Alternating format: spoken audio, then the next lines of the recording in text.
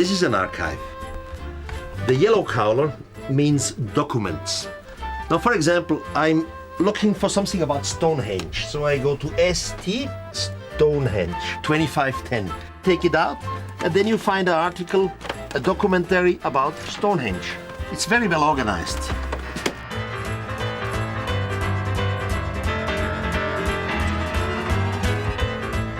Why has somebody in Stone Age time done this? According to science, because they needed a calendar. This is the most ridiculous answer which has ever come up to me. I mean, Stone Age people, they knew from the sun, they knew from the ground, they knew from the plants, from the trees, from the grass, from the mosquitoes, from everything what season is. They don't need such a gigantic monument for a calendar. So who is responsible for it? I, for example, come up and have the silly idea, maybe there is an extraterrestrial knowledge behind it. Silly ideas like this have sold 60 million books for Erich von Däniken. He's been called fraud, charlatan and heretic for his theories about extraterrestrials. But for devotees, only one word will do: visionary.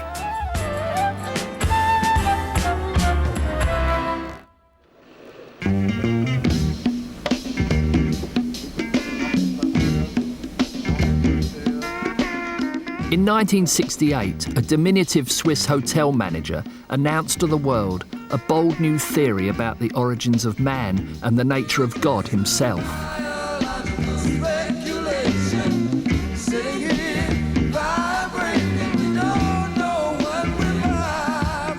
Erich von Däniken claimed to have found evidence that alien astronauts once gave our primitive ancestors an evolutionary kickstart by mating with them to create Homo sapiens. Before leaving planet Earth, these alien gods helped man build great monuments as a promise of their eventual return. Sold as science fact, not science fiction, books like Chariots of the Gods became worldwide bestsellers. Decades before the X-Files, alien astronauts were the talk of the tabloids and primetime TV. What would you say is the strongest piece of evidence you have to support your theory that we were visited by people from another planet? The stone of Palenque, which is a place in Mexico, Yucatan, and there is a large stone in the temple. And on the stone is a kind of being sitting like in a rocket.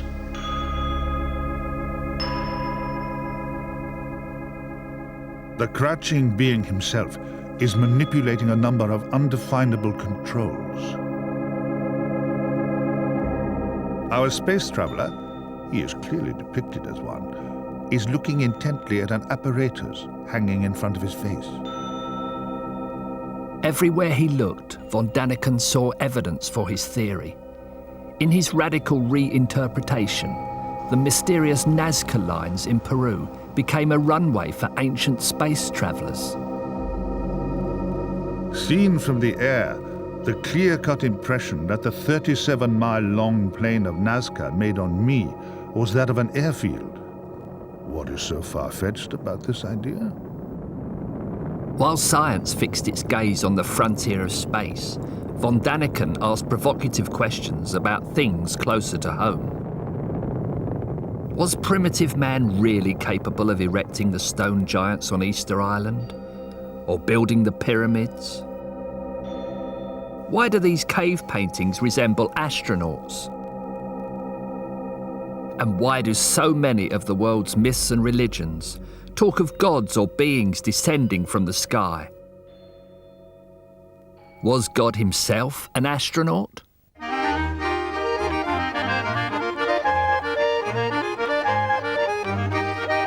Von Däniken's ideas were all the more unexpected, coming as they did from the heart of provincial, conservative Switzerland. Erich von Däniken was born in 1935 and grew up in the town of Schaffhausen. His father owned a clothing factory. A devout Catholic, he expected his children to follow suit. My father was very strong, and I often was afraid of him. All through, he was very generous, I must say, but he was a strict Catholic, and we had to pray all the time. I didn't like it.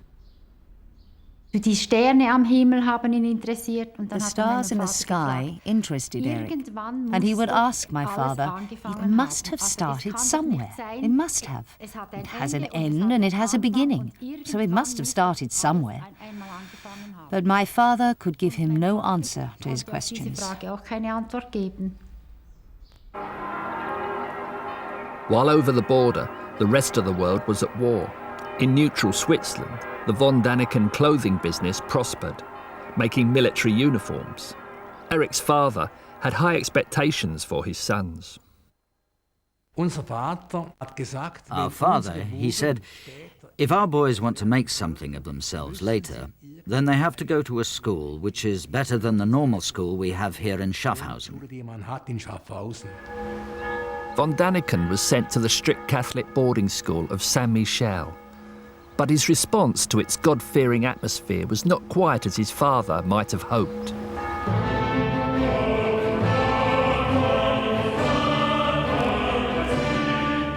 I was really a boy who believed in God, and God had to be something incredible, big, unexpressible, wonderful. You cannot find words for God. God makes no mistake.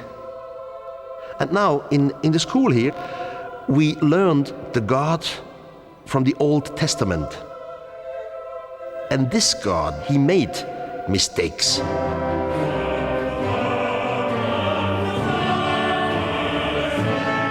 So my question was, of what are they talking? Of course, in the beginning, I never had the idea of extraterrestrials. This came a little later.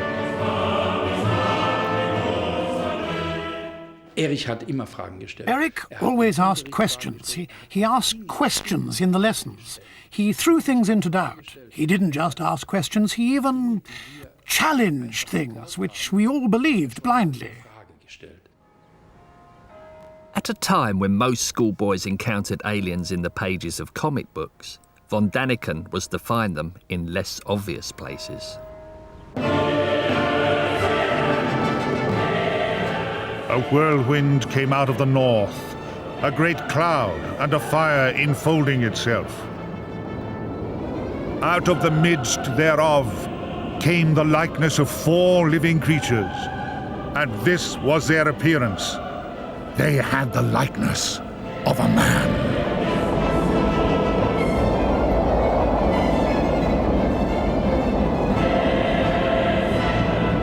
I believe that the prophet Ezekiel in the Old Testament saw something technical.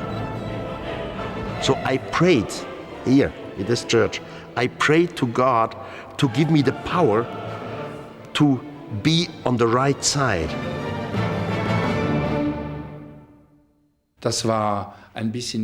There was a kind of feeling at the time, not just here at the school, but generally in the Catholic Church.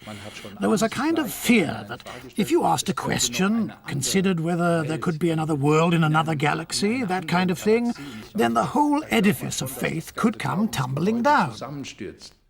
But it wasn't only his ideas that were getting von Däniken into trouble. While a Boy Scout, he was accused of stealing money from the Scout treasury and faced the wrath of a local magistrate, an offence that would come back to haunt him later in life.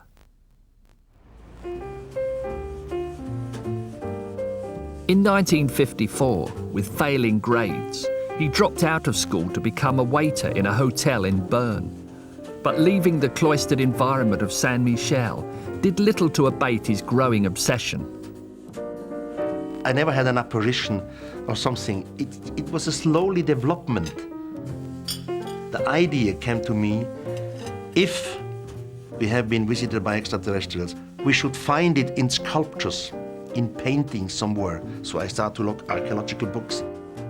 But I could mostly not find what I was looking for. So the idea occurred, I have to go there by myself. So von Däniken waited tables and served drinks to fund his visits to the world's ancient wonders.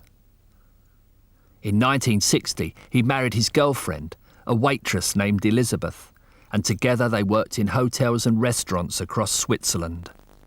I never wanted to stay long time in one place. So I did my duty, I did my job, I didn't even perfect. The restaurant was going very perfect, very well. Everyone was happy with me, but I always looked for an opportunity to get out, to go somewhere, seeing ruins or so. But not everyone was happy with von Däniken. A number of times he wound up on the wrong side of the law. At one hotel, he was convicted of defrauding his boss and served a prison sentence. Later, he was fined for petty theft. After that, another sentence for fraud, this time suspended. From time to time, I just did something which was not correct. It's not right to come up with all these things after 30 or 35 or even 40 years. So forget it. In 1964, soon after the birth of their daughter, Cornelia, the von Dänikens moved to the popular ski resort of Davos. Von Däniken took over the running of the Hotel Rosenhügel. Here, he found an appreciative audience in barman Hans Neuner. He kind of drew the guests in with his theories and was testing how they reacted to his ideas. At that time, I had it full in my head. Whatever I was talking in my free time had to do with extraterrestrials. Naturally, there were some guests who thought it was mad, but that's inevitable. Someday, it came to me, you have to write a book. And this I said to my wife, and I said to others, and they all said, you must be crazy. Well, why should you write a book? You're not able to write a book. To flesh out his revised history of mankind, von Däniken decided to examine the world's archaeological mysteries for himself. He paid for Hans Neuner to accompany him.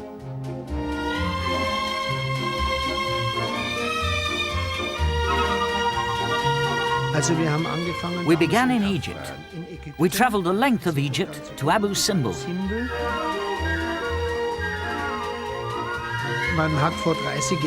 30 years ago, you travelled differently. Not in jeans like you do today.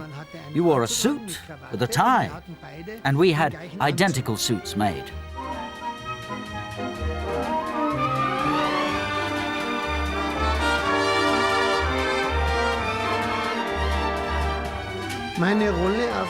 My role on this trip was to be the normal reader, the man on the street. He tested me out as a reader for his book. He said, I want to make this simple and readable for people from all backgrounds. Erich was always very stressed, always very lively. He would want to do 10 things at once. He would phone around the whole time to directors of museums asking, how can I get in there? Or what is there left to see here? The more he saw, the more certain von Däniken became that extraterrestrials were the key to unlocking all the world's mysteries. If you have gigantic temples, which our forefathers made around the world, they were constructing it for generations and generations. Why have they done this? Well, for the gods. That's not enough. Who were the gods? What's behind the gods? Don't look just at some sculpture. Look at the mythologies, look at the religion, and of all this mixture, of all this information together, you came to one point. Thousands of years ago, this planet was visited by beings from outer space. The space race was then at its height. It seemed only a matter of time before man would land on the moon. For von Däniken, this was yet further proof. If we could visit another planet, then why couldn't extraterrestrial beings have visited us? Their travels took them to NASA, where von Däniken broached the matter with top rocket scientist Wernher von Braun. For me, that was a defining moment. Erich had 10 or 12 questions. One of them was, Herr von Braun, do you believe that there are alien intelligences? And von Braun said, Mr. von Däniken, it would be impossible that there weren't other intelligences. There have to be. He said it was so. At that time, he was an authority and an expert, and if he was saying that, then, well, I mean, a shiver went down my spine, and I went cold and said, if he's saying that, then it has to be true.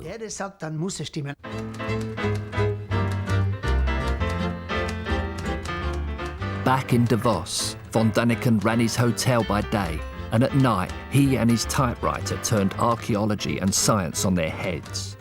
He'd run up big debts on his travels, but was convinced he was onto a winner. I was absolutely sure, completely sure, I had no doubt that this book would be a big bestseller. I was feeling like sitting on a volcano. It was all so new, the theory that he was suggesting. We all thought, how did he come up with this? And we also thought, how can he sell it? I wondered how you could even write a book on this subject. Finally, when I had the manuscript, nobody wants it. I photocopied 20 times. Each publishing house sent it back to me with usual blah, blah, blah, blah, blah, we can't use it. One publishing house, Econ, dismissed von Däniken's manuscript as the emotional ramblings of a non-writer. 23 rejections later, the desperate author threw himself on the mercy of an influential German journalist. He had a manuscript. He wanted me to read it and he wanted to publish it. It was the stuff many people I know would love to read. Be it as science fiction or else judging it as a real possibility. So I called a friend of mine and said, look, there is a gentleman here. I must tell you, he is a bit verrückt, crazy. But he will write you a bestseller. And so, with this dubious recommendation, von Däniken finally got a contract. Ironically, with Econ, the same publisher that had previously been so scathing. After extensive rewriting by a former science fiction writer, his book Erinnerungen an die Zukunft, known in English as Chariots of the Gods, was unleashed on the world. Mit mir hat schon des Öfteren darüber gesprochen. He often spoke to me about it. He would tell me that the book was on its way and said, if I could just sell 5,000 books in the first run, that would be something. That would be a great success. What happened next took everyone by surprise. In March 1968, serialization in a respectable Swiss broadsheet turned von Däniken's book into a publishing phenomenon.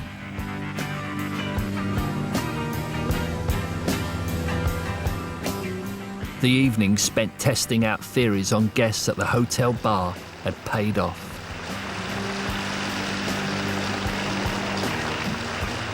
Von Däniken's book turned the world of archaeology and science on its head, and people were ready to listen. Warum sollte das nicht richtig sein, was der Mann sagt? Ja? Das sind Theorien, wie die anderen auch ihre Theorien haben, nicht? Und ich finde sie sehr interessant.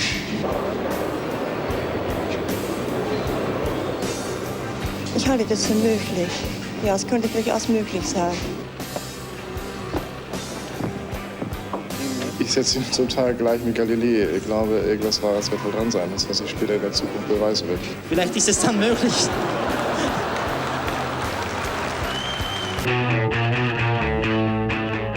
With the astonishing success of his book, von Däniken and his theories were big news. Chariots of the Gods was immediately translated, and over the next few years, Dänikenitis spread across Europe and America, finding a public hungry for new and far-out ideas.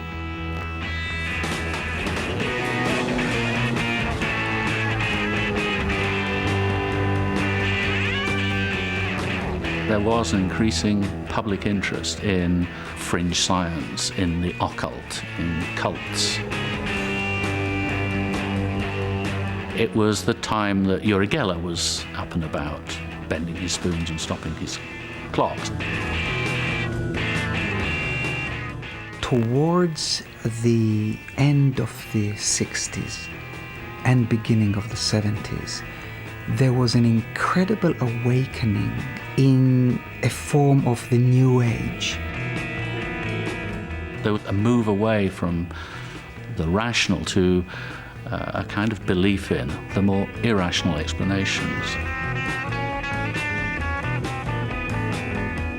People are not interested in negativity. people want mystery. 11 Houston, thrusters go, all engines, you're looking good. The von Däniken phenomenon also tapped into the mind-blowing advances of science, in particular space travel. Up into the sky, and then an empty shell falls back.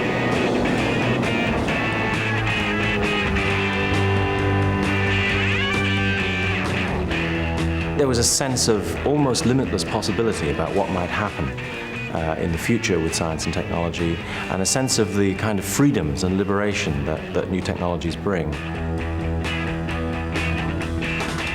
You had the scientists, and then you had various countercultural spins on what they were doing. And I see von Däniken as having been one of the most prominent of the counterculture spin makers. Keen to capitalise on his popularity, von Däniken brushed aside growing cash flow problems and planned further travels. It was a big risk, but he trusted that his gods would look favourably on him. My financial situation in summer was very bad, but it didn't matter because money was coming in from Chariots of the Gods. Somewhere like May, it was top 1 on every best-selling list. So I said to myself, it doesn't matter, money situation or not, just continue for the second book. So again, I went on a very large trip. This journey took von Däniken and Hans Neuner to Easter Island, where they felt for themselves the power of the enigmatic stone figures.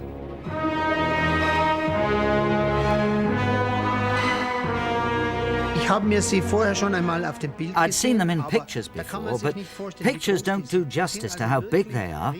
Giant, up to 10 meters high, even taller.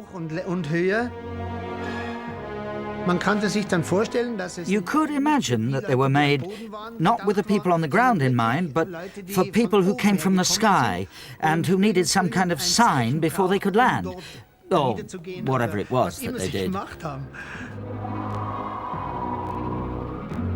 In November 1968, after 3 months abroad, the travellers returned home to Europe. As they disembarked at Vienna's Schwekat airport, they were stopped by officials. Von Däniken's gods had deserted him. They took our passports, and then we waited in a room in Schwekat. Then someone arrived from the police there, or Interpol, I think, I'm not sure.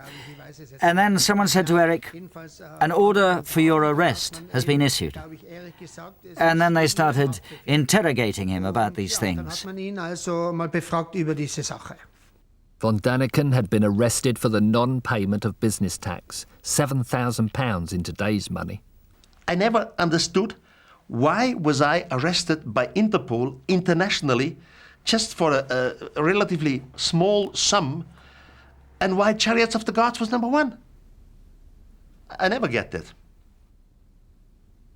He hadn't paid some resort taxes in Davos, but he wasn't the only one. There were others, up to 10 hoteliers who also had debts. The trivial nature of the charges led to press speculation about the motive behind the arrest. The runaway success of Chariots of the Gods had provoked a backlash from certain religious and political groups in Switzerland. The very name von Däniken had become notorious. I worked as a television repairman, and I had to do the rounds of the customers to fix their sets. One time I went to an old woman's house who was a customer and introduced myself. I said, "I come from such and such a firm, my name is von Däniken, I'm here to repair your television." And then she said, "Von Däniken? You're not in any way related to that evil heretic?" I said to her, "He's not a heretic, he's my brother." Then she slammed the door in my face. That was the way it was then. Meanwhile, von Däniken was held on remand in Vienna awaiting extradition to Switzerland. The examining magistrate who had ordered von Däniken's arrest, Hans-Peter Kirchhofer, set about gathering information relevant to the case. After searching the Hotel Rosenhügel, Kirchhofer discovered that von Däniken had amassed personal debts of around £350,000 in today's money, the result of his extensive travels. Kirchhofer also discovered that few of von Däniken's creditors realised how much financial trouble he was in. As Christmas 1968 approached, and von Däniken had been behind bars for 5 weeks, his wife Elizabeth was ejected from the Hotel Rosenhügel, and their lease abruptly terminated. Haben Sie Hoffnung, dass nach Abschluss der Voruntersuchung Ihr Mann freigelassen wird? Ich hoffe es auf jeden Fall. But Kirchhoffer's pre-trial investigation had a long way to go. Von Däniken's finances were just the beginning. The first thing he wanted to know is where Erich had found the money to finance the whole thing. Then he wanted to know whether Erich was homosexual. Swiss law prevents Kirchhoffer from speaking publicly about the von Däniken case, though he maintains that everything he did was within the law. For those on the receiving end of the investigation, however, it seemed to go far beyond the bounds of a financial fraud case. He tried to dig up anything negative about Erich, to say, God, we've really got something here. This is something we can nail him to the wall with. But that wouldn't have been. It makes no sense. I was over 21, and even if I had been homosexual, I would have been of age, so there wouldn't have been a case to make.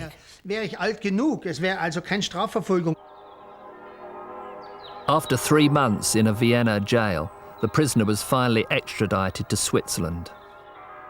Von Däniken was taken to Chur, the capital of the notoriously conservative canton of Graubünden, where he would face trial.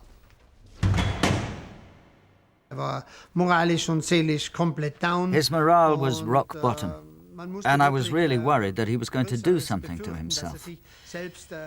I would say that he was suicidal. Desperate to take his mind off his dire predicament, von Däniken began to work on a sequel. Chariots of the Gods had by now sold over 1 million copies, and his publisher was keen for another bestseller, even if it came from behind bars. In my cell, I wrote the second book. The German title was Zurück zu den Sternen, The Return of the Gods, or Return to the Stars.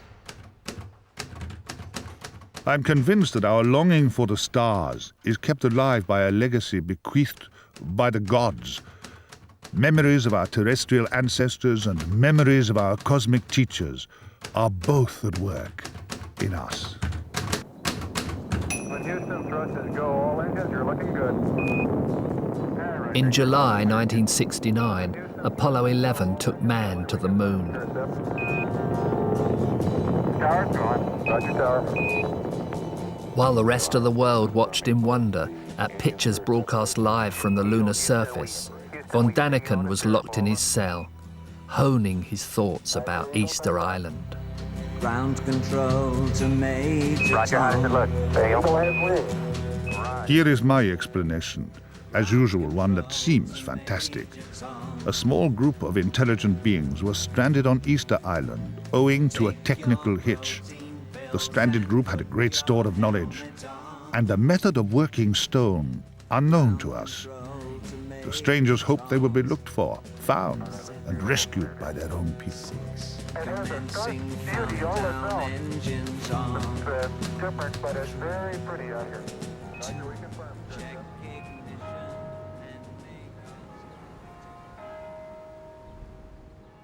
The legal process ground on, and von Däniken became a cause célèbre at home and abroad. German journalist Gerhard Mautz, who covered the trial, was shocked by Kirchhoffer's hardball tactics. It was far worse than character assassination. It was more like the destruction of a person. You can't call it a miscarriage of justice, because the case was conducted entirely within the law. Kirchhoffer held a press conference where he brought up everything he could against Erich von Däniken, from previous convictions to childhood and adolescent misdemeanors, to family relationships, to psychological, even sexual problems. The press were told every detail of von Däniken's previous record. Even his Boy Scout misdemeanor was deemed relevant. A column in the Swiss broadsheet, Die Weltwoche, voiced growing concerns about the trial. All things considered, the Kur District Attorney's Office has rendered our country, as a land of justice, a disservice. Character assassination committed by an officer of the law is hard to beat. On February the 2nd, 1970, the case finally came to court at the town hall in Kur. They chose this hall for the trial to accommodate the media, because the normal courthouse couldn't cope with the crowds. After 15 months on remand, von Däniken arrived at court optimistic. His debts had already been settled with profits from his book. The unpaid tax was a minor affair. But Kirchhoffer's investigation had uncovered a damning list of financial irregularities. Von Däniken now found himself facing charges of fraud, procuring loans under false pretences and falsifying documents. When using his publishing contract to borrow money, he had allegedly changed his royalty rate from 7 to 17%. Of course I borrowed money from my family, from my mother, from other people, from friends and so on. And I told everyone, you get the money back very soon when the book is on the market. And of course I paid the money back, long before I was on trial. But Kirchhoffer's non-financial investigations also came into play. The court heard the statement of a psychologist who had examined von Däniken over a 3-week period during his remand. I had never heard such a psychological witness statement, not even relating to the worst sexual murder, and I don't think I will ever experience such a statement again. Everything was brought up, from his mother fixation to premature ejaculation to homosexuality to his tendency for lies and incapacity for honesty to his dilettantish, ridiculous writing. This psychological statement destroyed everything in the man that was sitting there, and all this because of deceits, money matters that had long since been settled. But the killer punch was the allegation of homosexuality. This was the icing on the cake, on the poisoned cake. The swine is this, he's that. On top of it all, he's homosexual, yeah. Not only is he a fraud, but he's gay. Jealousy was really one of the main issue, not talked about, but driving the behavior of the prosecution. Everybody could feel this. The prosecution deviated from the case and began criticizing his work. And this was very strange. I mean, after all, everybody has the right to publish, if he can, his own opinion. I mean, after all, we live in democracies. I came to the conclusion that they saw it as the height of outrageousness, horror. That a man who was peddling a theory for which there wasn't a single shred of evidence, and never would be, should enjoy such enormous success. Switzerland was proud of its successes, with its watches, with its pharmaceutical industry, with its banking. And then a strange man turns up who hasn't finished school, who was a waiter, went into the hotel business. He comes along and presents a theory about world history and has a success with it. Well, that is dishonest. That casts a bad light on us. That is deceit. We Swiss don't deceive. We are honest to our bones.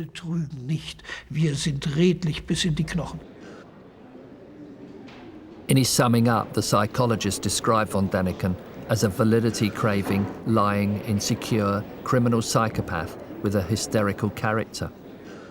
Erich Anton von Däniken, betreffend Vermögensdelikte, zu Recht erkannt. The judges sentenced von Däniken to 3.5 years imprisonment for repeated embezzlement and fraud. I feel very, very bad, and I had the feeling that now everything what I have done with Chariots of the Gods was for nothing. I lost my credibility, and it was very, very hard to build it up again.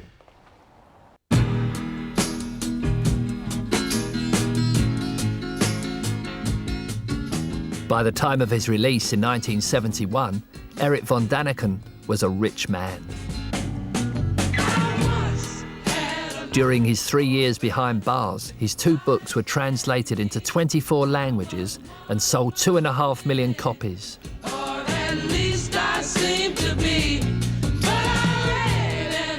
His days as a hotel manager were behind him, and he moved to a new house with his wife and daughter. Von Däniken now faced the dilemma of every successful author: how to go one better. So far, he had been content to reinterpret some of the world's more celebrated archaeological wonders. Now, he intended to make some original discoveries of his own. In 1972, he journeyed deep into the jungle of Ecuador. Guided by Hungarian explorer Juan Moritz, he wanted to visit a remote system of caves which were reported to hide incredible treasures. And sure enough, he found them.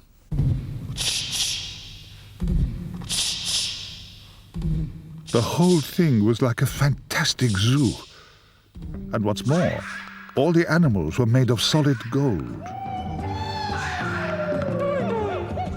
Also in the hall was the most precious treasure of all, the metal library.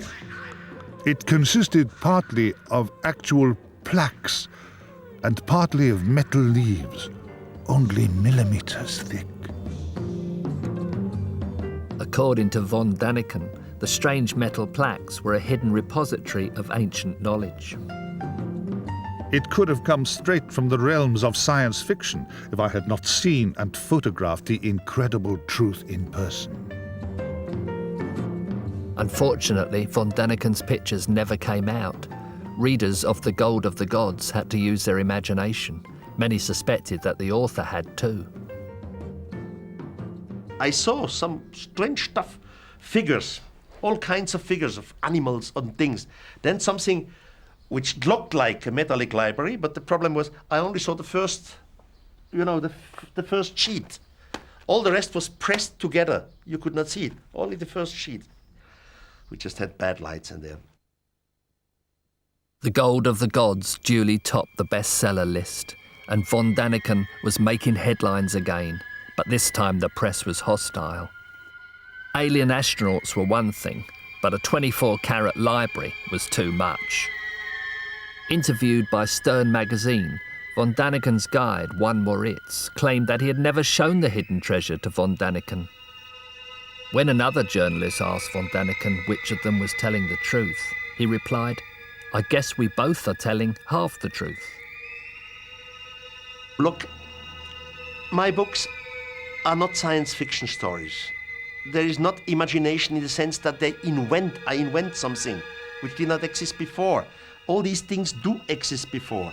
What I make, I link them together. And I say, hey, look at this and this and this in this country, and here we have a link with religion and so on. That's what I'm doing. In hard-hitting profiles on both sides of the Atlantic, von Däniken was portrayed as a charlatan who had sold 9 million books by duping a gullible public with science fiction masquerading as fact.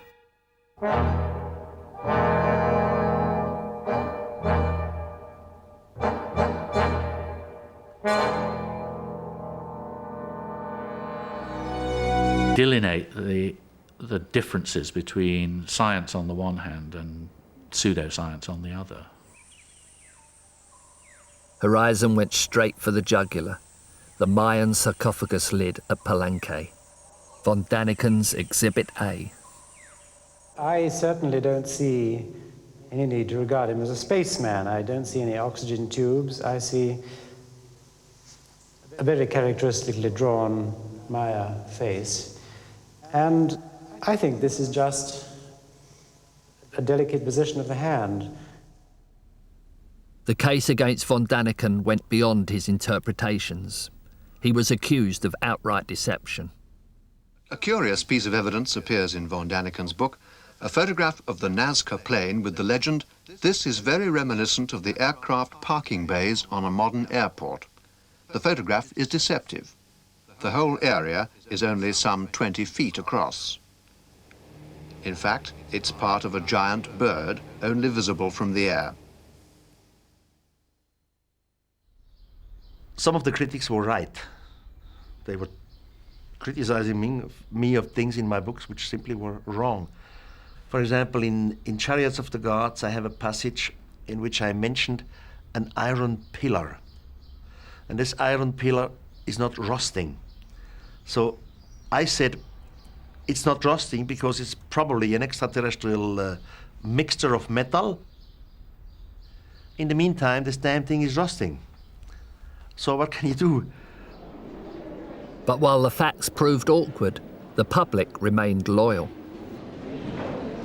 Although the backlash against von Däniken satisfied the skeptics, it didn't satisfy the general public, who in turn had their own backlash against the scientific skeptics. I think people were fed up with scientists saying, oh, this or that idea is rubbish, and failing to recognize that there was this inspirational quality about his writing.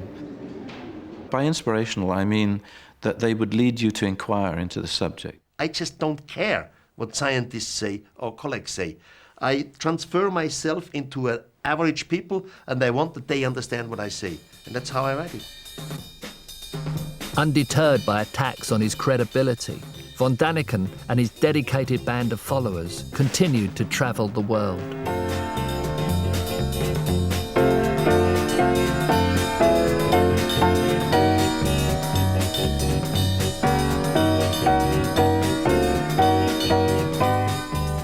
His growing archive was a testament to his continuing obsession. But without the kinds of revelations promised in the Gold of the Gods, his new books found it harder to stand out. In 1982, after his 10th book, he could no longer find an English or American publisher. He had weathered debunking and assaults on his honesty, but in the end, von Däniken could not survive the vagaries of fashion. Herzlich willkommen, Erich von Däniken. Obscurity beckoned, and by the mid-80s, Erich von Däniken seemed destined for the cruel half-life of B-list celebrity and TV specials.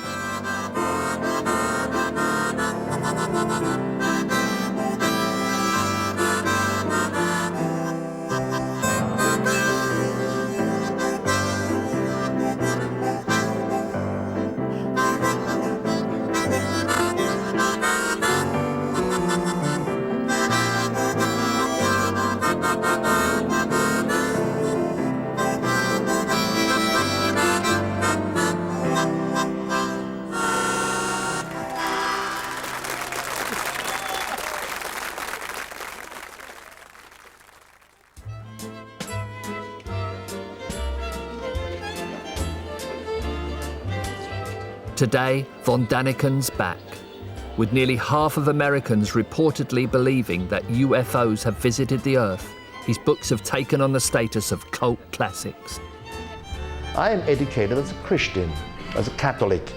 They told me when I was a boy that one day Jesus will return with great power. But they never told me that the Muslim society, of course, has the same expectation. Just the Muslim don't call him Jesus, they are waiting for their Mahdi. So not only the small tribes in the past, also the big religions of today are waiting for somebody to arrive. Guess who is coming?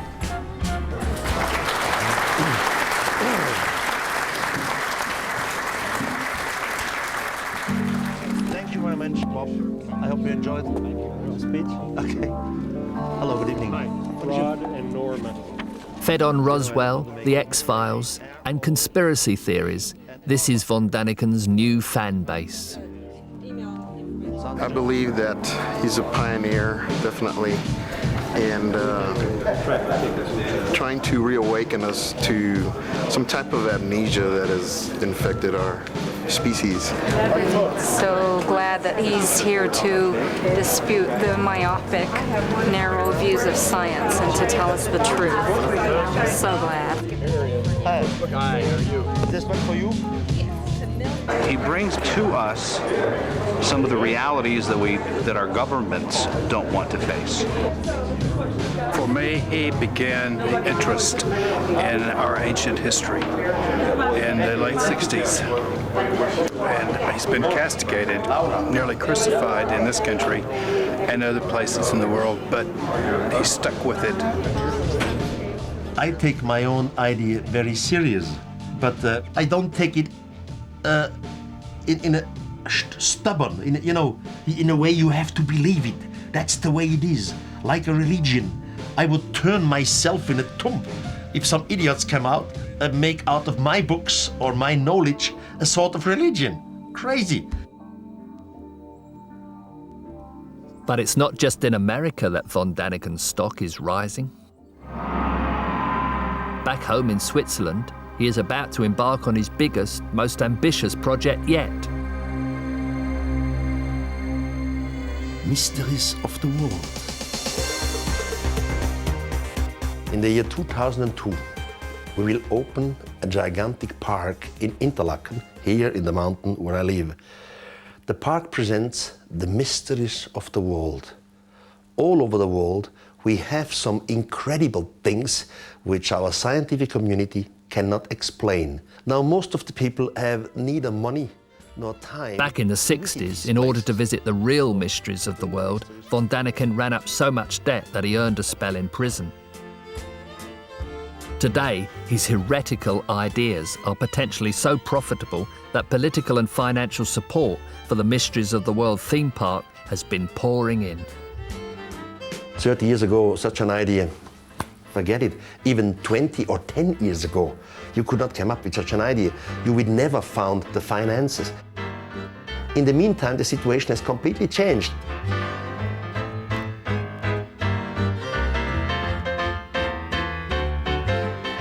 Of course, we have to admit we have absolutely no conclusive proof. I have not one object in my archive which I could proudly present to the scientific community and say, hey, that's it. This is not from this planet.